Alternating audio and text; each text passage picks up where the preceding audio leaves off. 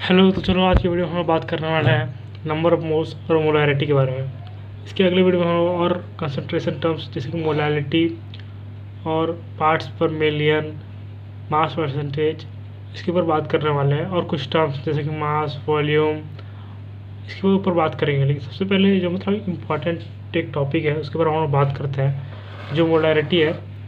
Molarity का formula आप लोगों को पता होना चाहिए, number of moles upon volume in litres. तो सबसे पहले अगर आपको नंबर ऑफ मोल्स क्लियर नहीं है या फिर क्लियर भी है तो एक बार रिवाइज कर लेते हैं नंबर ऑफ मोल्स क्या होता है।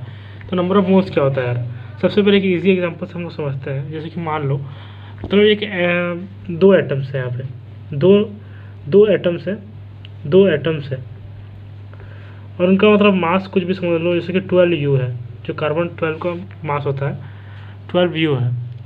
उसके बाद क्या करेंगे, 2U है तो टोटल मास कितना होगा। ये तो इसका दो एटम्स या फिर दो मॉलिक्यूल्स ले लो, यानी इसको मॉलिक्यूल्स हम लोग ले लेते हैं, दो मॉलिक्यूल्स। तो ये क्या है, नंबर ऑफ मॉलिक्यूल्स हो गया, नंबर ऑफ मॉलिक्यूल्स हो गया। और उसके बाद ये क्या है, 12U, यानी कि मास ऑफ मॉलिक्यूल हो गया, मास ऑफ मॉलिक्यूल हो गया। तो फिर इसको अगर इसके हम इंटू करते हैं तो कितना होगा, 24U, ये टोटल मास हो गया, टोटल मास। तो जो हम लोग का मेन कॉन्सेप्ट है वो यही है। देखो जो नंबर ऑफ मोल्स का फॉर्मूला होता है क्या होता है बता दे रहा हूँ। Number of moles equal to mass upon molar mass. तो बेसिकली यही चीज़ नहीं है। देखो यहाँ पे नंबर ऑफ मोल्स मॉलिक्यूल्स यहाँ पे जैसे बात कर रहे हैं, और मास ऑफ मॉलिक्यूल और total mass. In total mass अगर जैसे कि हम लोग को यहाँ पे पहले से दिया हुआ है टोटल मास, जैसे मान लो अगर हम लोग को नंबर ऑफ मोल्स निकालना है, अगर इसको हम लोग कंसिडर करते हैं तो जैसे कि ये दो मॉलिक्यूल से तो हमको पता है, लेकिन जैसे मान लीजिए तो यहाँ पे टोटल हम लोग को मास दे दिया, total mass is equal to 12U और नंबर ऑफ मॉलिक्यूल निकालना है, मास ऑफ मॉलिक्यूल दिया हुआ है, मास ऑफ मॉलिक्यूल दिया हुआ है। तो हम लोग कैसे करेंगे, mass of molecule equal to 12U दिया हुआ है, तो नंबर ऑफ मॉलिक्यूल्स कैसे निकलेगा, नंबर ऑफ मॉलिक्यूल्स निकलेगा कुछ इस तरह से निकलेगा, number of molecules equal to total mass upon mass of molecule equal to 12/12 is equal to 1। यही हुआ। तो देखो नंबर ऑफ मोल्स का कुछ इस टाइप का कॉन्सेप्ट ही है। और नंबर ऑफ मोल जैसे कि हम लोग निकालते हैं, तो आप लोग को मतलब एक चीज़ बता दे रहा हूँ, एक एवोगैड्रो नंबर अभी बाद में डिस्कस करेंगे हम लोग। एवोगैड्रो नंबर आप लोग को पता होगा, अगर one mole of carbon atom, 1 mole of carbon atom हम लोग को निकालना है। जैसे कि एवोगैड्रो नंबर के ऊपर बात करेंगे हम लोग। Avogadro number 1 mole of carbon atom हम कैसे निकालेंगे, 1 मोल का हम लोग क्या निकालना है। सबसे पहले तो तुम लोग को एवोगैड्रो नंबर क्या है देख लो, 6.022 इंटू 10⁻23 एटम्स, मॉलिक्यूल्स और एनीथिंग। तो समझ रहे हो, कुछ किसी भी चीज़ का अगर इतना पार्टिकल्स है उसमें 6.022 इंटू 10⁻23 तो उसका एक मोल बन जाएगा। अगर एटम्स का है तो 1 मोल ऑफ कार्बन एटम हो जाएगा, 1 मोल ऑफ कार्बन एटम हो जाएगा। और अगर हम मॉलिक्यूल्स की बात करें, अगर 6.022 इंटू 10⁻23 कार्बन मॉलिक्यूल से यानी कि कुछ और भी जुड़ा हुआ, इसके वाटर का बात करते हैं, अगर वाटर का मॉलिक्यूल्स में हम लोग H2O का बात करते हैं और एटम्स में C का बात करते हैं, तो 1 मोल ऑफ वाटर मॉलिक्यूल्स यानी कि उसमें टोटल 6.022 इंटू 10⁻23 H2O के मॉलिक्यूल्स प्रेजेंट होंगे। एनीथिंग यानी अगर कुछ भी आप नंबर ले लो जैसे कि एटम, मॉलिक्यूल्स, तो जिसका भी 6.022 इंटू 10⁻23 कैटेगराइज्ड है तो उसमें मतलब हम लोग गिन सकते हैं कि वो 1 मोल आएगा।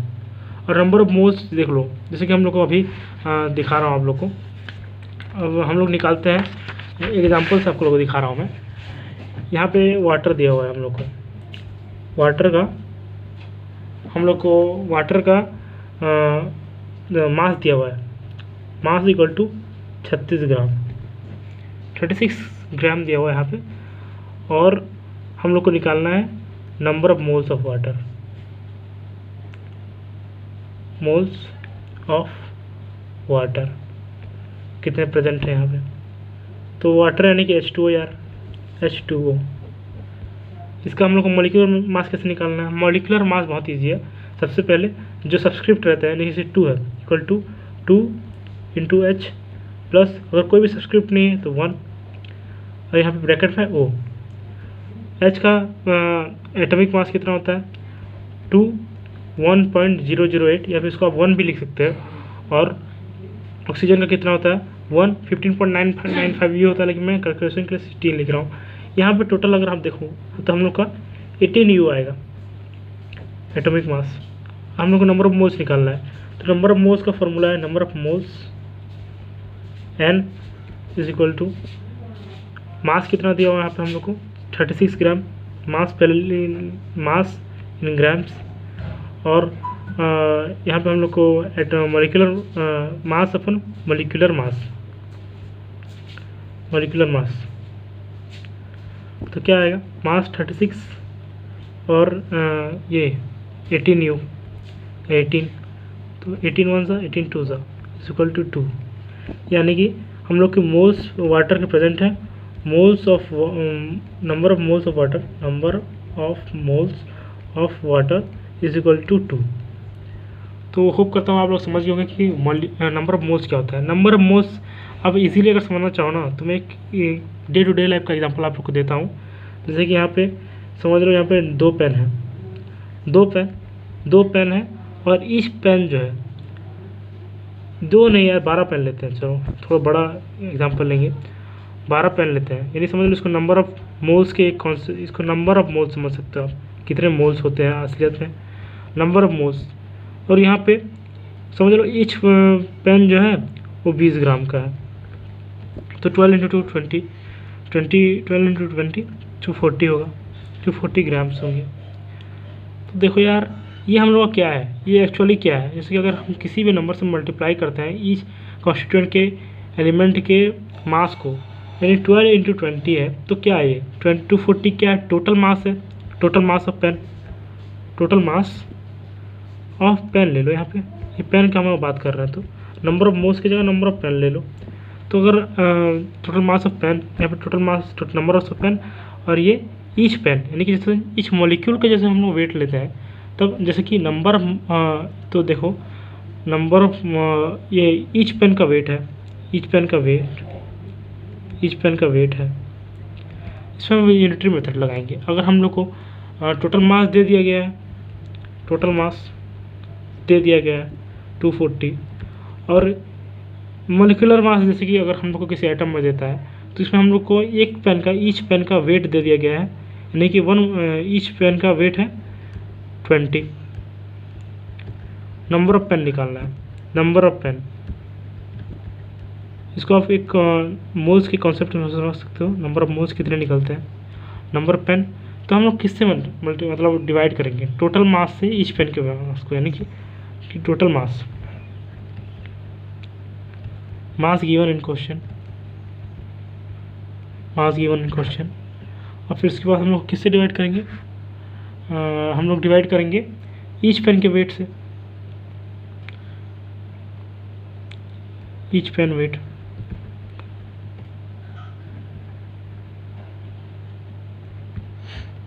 तो कितना आएगा यहाँ पे 240 बाई 20, 12 यानी इक्वल टू 12 आ गया, यानी नंबर ऑफ पेन हम लोग कैसे निकल गया 12। जैसे नॉर्मली हम लोग को ऐसे निकलेगा, अगर आप इस नंबर ऑफ पेन्स को आप एक मोल के कॉन्सेप्ट में देखते हो, तो ये number of moles number of pen है, यानी कि कितने मोल प्रेजेंट है। इसकी यूनिटरी मेथड आप लोग को मैं एक पेन का एग्जांपल देख बता दिया। अगर 12 पेन है और एक पेन 20 ग्राम का है, तो टोटल वेट कितने होंगे 240 ग्राम। अगर हम लोग को टोटल मास दे दिया गया है और एक पेन का मास 20 बता दिया गया, तो हम लोग को नंबर ऑफ पेन निकाल सकते हैं। तो इससे हम लोग को नंबर ऑफ मोल्स क्लियर है। नंबर ऑफ मोल्स निकालने के लिए वैसे ही हम लोग को करना है, जितना टोटल मास अगर दे दिया गया है और टोटल मास दे दिया गया है और हम लोग को मॉलिक्यूलर मास निकालना आता है, तो हम लोग नंबर ऑफ मोल्स निकाल सकते हैं। या फिर अगर हम लोग को टोटल ये कि नंबर ऑफ मोल्स पता है, नंबर ऑफ मोल्स हम लोग को जैसे पता है यहाँ पे नंबर ऑफ मोल्स डिफाइंड है, पता है, और हम लोग को टोटल मास निकालना है, डिफाइंड, जितना भी दे दिया गया है, एक्स ले लो या फिर कुछ भी। तो हम लोग को मॉलिक्यूलर मास निकालना था। टोटल मास हम लोग कैसे निकालेंगे, नंबर ऑफ मोल्स इनटू जो मॉलिक्यूलर मास होगा, number of moles into molecular mass is equal to total mass. यहाँ पे थोड़ा कंजेस्टेड लिख रहा हूँ यार, इतना जगह नहीं है तो नंबर ऑफ मोल्स जैसे कि आप समझ, और जैसे कि एक बार देखो इस फॉर्मूला को देखो, number of moles equal to, ये तो यूनिटरी मेथड से आप समझ गया ना, number of pen into each pen weight is equal to total mass of pen.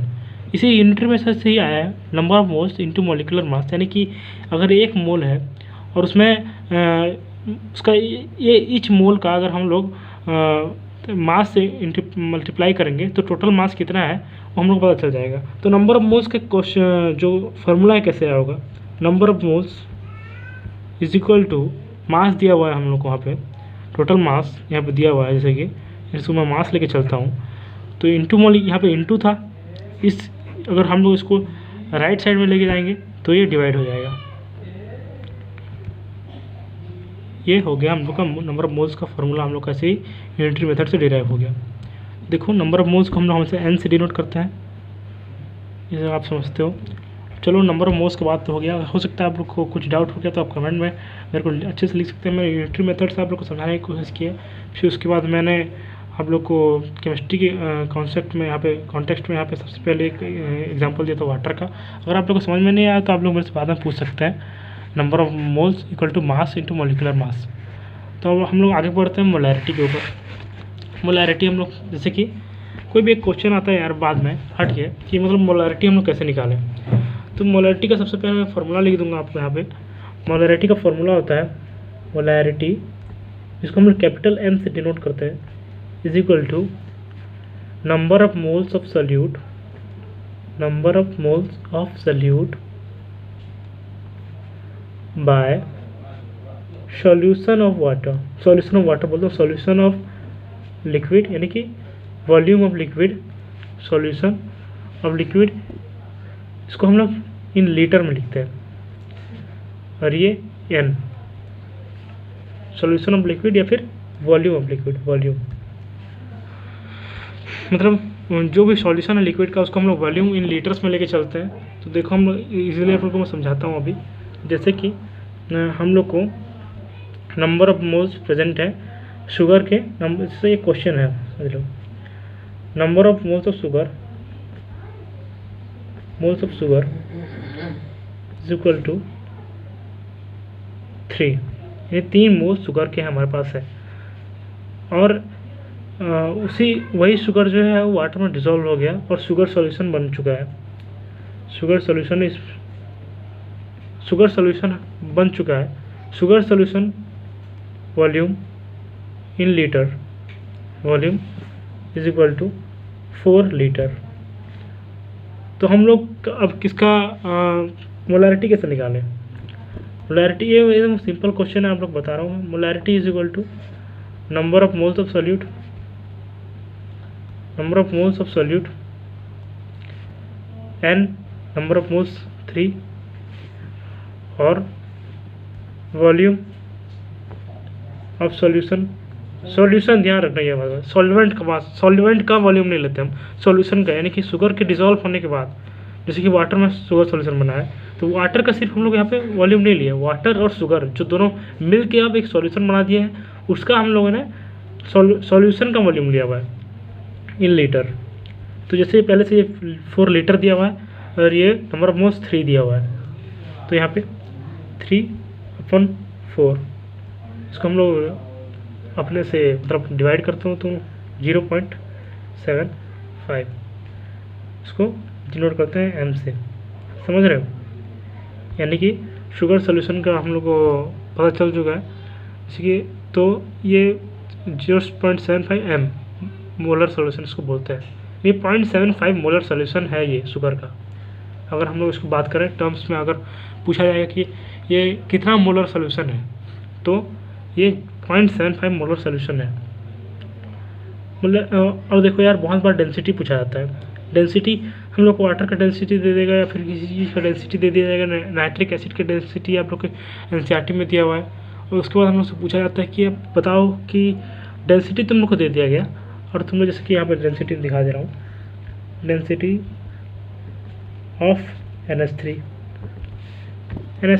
Is equal to 1.43 gram per ml। Gram per ml के कॉन्टेक्स्ट में समझते हैं इसको। Find molarity.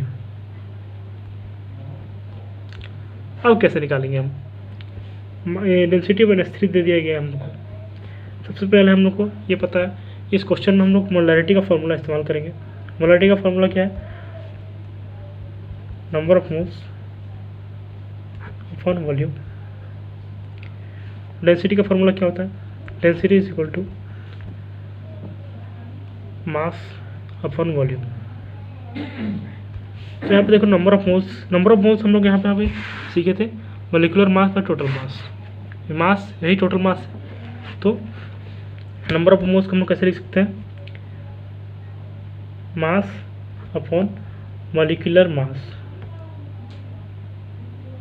इधर बाय वॉल्यूम था तो इसको इंटू 1 बाय वॉल्यूम कर सकते हैं। मास अपॉन वॉल्यूम हो जाएगा यहाँ पे अलग से।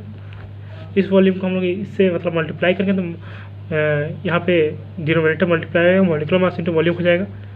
मास अपॉन वॉल्यूम लिख सकते हैं into 1 by 1 by molecular mass. तो यहाँ पे क्या होगा अब? डेंसिटी और ये मास अपन वॉल्यूम हम लोग देखो, ध्यान से देखो, मास अपन वॉल्यूम किसका फॉर्मूला है? डेंसिटी का, यानी डेंसिटी इंटू 1 अपन मोलिकुलर मास। अगर आप लोग को कोई डेंसिटी दे देना, इसी फॉर्मूला को आप इस्तेमाल कर लेना, मोलैरिटी अपने आप निकल जाएगा। डेंसिटी यहाँ पे कितना हुआ है? 1.43 इंटू मोलिकुलर मास कितना होगा इसका? 1 बाई NH3 का कितना होगा? 14 इसका, और इसका 3 17। तो इसको आप लोग कैलकुलेशन कर लेना है। कैलकुलेशन करने में टाइम वेस्ट नहीं करना चाहूँगा मैं अभी। तो देखो मतलब चलो कैलकुलेशन भी कर लेते हैं। 17 इंटू 143 बाई 17 इंटू 1 बाई, इसके दो पॉइंट को यहाँ पे निकाल के 0 कर दे रहा हूँ। 17 143 79 या 133, फिर 100 आएगा पॉइंट। 17 5 या 85, 15 बच गया। 17 9 या फिर से, तो यहाँ पे 9.6 9.59 अपॉन 100, तो 0.00959 ऐसे कुछ आएगा ना शायद, अगर हम लोग उसको कैलकुलेट करेंगे तो। नहीं सॉरी यार, 0.0959 आएगा। ये 2 जीरो यहाँ पे आ जाएंगे तो 4 जीरो हो जाएगा, 0.0959 ये आ जाएगा m। मोलैरिटी हम सर कैपिटल M से डिनोट करते हैं, तो देख लो अगर इसका डेंसिटी इतना है तो इसका मोलैरिटी इतना हो जाएगा। तो डेंसिटी के क्वेश्चन में आप डायरेक्ट इस टर्म को भी ला सकते हो। तो यार बहुत इजी था ये सब चीज़। सबसे पहले आप लोग को नंबर ऑफ मोल्स के कॉन्टेक्स्ट कॉन्सेप्ट को समझना है। सबसे पहले यहाँ पे मैंने दिखाया कि यार देखो नंबर ऑफ मॉलिक्यूल्स, तो एक सिंपल स्टार्टिंग किया, क्यूरेटरी मेथड कैसे है नंबर ऑफ मोल्स से। वोगैड्रो नंबर क्या होता है आप लोग को ध्यान में रखना है ये, क्योंकि ये आप लोग को बहुत बाद में काम करने वाला है वोगैड्रो नंबर। और फिर उसके बाद मैंने बात किया नंबर ऑफ मोल्स का एक, पहले सबसे पहले केमिकल एग्जाम्पल लिया, फिर डेली मतलब एक इजी एग्जांपल लिया, फिर यूनिट मेथड से मैंने नंबर ऑफ मोल्स के फार्मूला को बताया। फिर नंबर ऑफ मोल्स के बाद मैंने बात की मोलैरिटी के फार्मूले की। मोलैरिटी का फार्मूला आपसे सिंपल क्वेश्चन में दिखा दिया। फिर डेंसिटी का क्वेश्चन है तो आप ऐसा लगा सकते हैं, और आप लोग को कॉन्सेप्ट में कुछ भी डाउट है तो आप नेट से क्वेश्चन डाउनलोड कर लो यार, बहुत डेंसिटी के ऊपर मिल जाएगा और बहुत सारे कॉम्प्लेक्स क्वेश्चन आप लोग को मोलैरिटी बता और बहुत सारी चीज़ें, लेकिन मोलैरिटी का एक सिंपल लेक्चर था, इसके लिए मैं हर चीज़ कवर नहीं कर सकता, इसके लिए मैंने सिंपल चीज़ कवर करने की कोशिश किया। हो सकता है मैं से कुछ छूट गया हो तो आप मेरे को कमेंट कर सकते हैं, या फिर आप लोग किसी टॉपिक के ऊपर वीडियो चाहिए तो आप लोग मुझे बता सकते हैं।